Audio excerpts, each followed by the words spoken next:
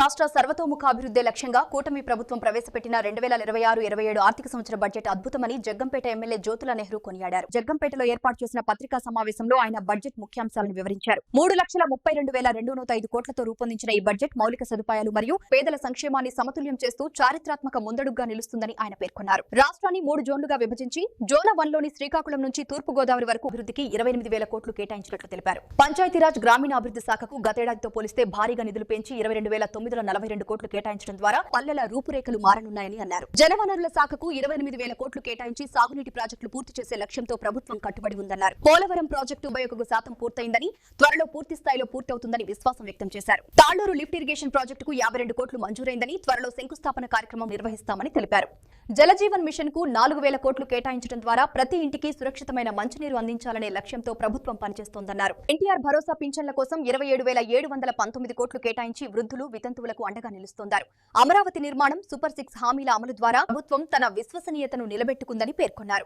ఈ సందర్భంగా బడ్జెట్ రూపకల్పనలో పాత్ర పోషించిన నాయకులకు ఆయన శుభాకాంక్షలు తెలిపారు. ప్రభుత్వం తన విశ్వసనీయతను నిలబెట్టుకుందని పేర్కొన్నారు. ప్రాధాన్యతా క్రమంలో నిధులు ఖర్చు పెడతారు. అది బడ్జెట్ యొక్క రూపకల్పన యొక్క. నువ్వు చెప్పింది ఏంటంటే పర్టికులర్ గా మందానికి గురించి ఇక్కడ చంద్రబాబు నాయుడు చెప్పగానే చెప్పాడు. P4 విధానం, ప్రభుత్వం, ప్రైవేట్, ప్రజలు పార్ట్నర్షిప్ తోటి మీరు డెవలప్ చేయండి అని చెప్పి. అందులో భాగంగానే మనం 4 అంశాలను ప్రామాణికంగా తీసుకున్నాం.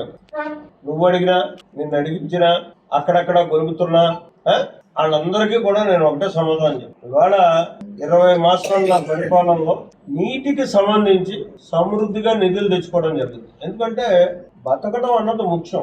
మన ప్రాంతంలో బతకాలి అనుకుంటే నీరు కావాలి. వ్యవసాయాన్ని ముఖ్యం మనకి. ఆ వ్యవసాయానికి నీరు కావాలి కాబట్టి దాని మీద ప్రాధాన్యత పెట్టాను. 20 మాసాల కాలంలోనే 52 కోట్లతోటి తాళ్లూరు లిఫ్ట్ రెస్టోర్ చేస్తున్నాం. అది ఆల్రెడీ టెండర్ అయిపోయింది. పనులు కూడా 22వ తారీఖు నుంచి ఆల్రెడీ జంగిల్ క్లియరెన్స్లు చేయడం జరిగింది. ఫ్యాక్టరీలో పైపులు తయారవుతున్నాయి. అది టెండర్ కూడా ఎవరో మెగా కంపెనీ వాళ్ళకి టెండర్ వచ్చింది. అది వాళ్ళకి 52 కోట్లు అంటే మనకి 52 రూపాయలు ఖర్చు పెట్టినట్టు. వాళ్ళ స్థాయి ఖచ్చితంగా 3 మాసాల్లో మాత్రం ఏ పరిస్థితుల్లోని నెక్స్ట్ ఈ ఖరీఫ్ సీజన్ కి నీరు మాత్రం పారిన తీరుతాం. అలాగే మావిడాడ జ్యోతుల పాపారం నీటిపారుదల పథకం 3,50,00,000 రూపాయలతో ఆల్రెడీ పని జరుగుతుంది. పైప్ లైన్ వేస్తున్నారు చెరువుకి. అది 3 గ్రామాలకి 3,000 ఎకరానికి నీరిచ్చేటట్టు కార్యక్రమం. నేను అన్న దాంట్లో ఫస్ట్ కార్యక్రమం నీటి సాధించడం అన్నాను. ఆ సాధించడం అయిపోయింది. మీకు కానీ ఎక్కడన్నా కూర్చొని గుసగుసలాడుకునే వాడికి కానీ చెప్పే సమాధానం ఇదేనే. ఇక మా వాడు మల్లవరం అంటున్నాడు. మల్లవరం కూడా కేబినెట్ అప్రూవల్ అయింది.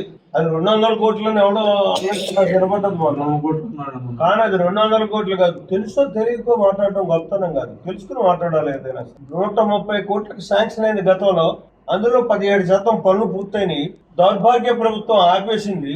దాన్ని మళ్ళీ ఇవాళ కేబినెట్ లో పెట్టి పెరిగినటువంటి రేటును పరిణామంగా తీసుకుని 140 కోట్ల రూపాయలకి శాంక్షన్ ఇవ్వడం జరిగింది. అది టెండర్ ప్రాసెస్ లో ఉంది. డిపిఆర్ తయారవుతుంది.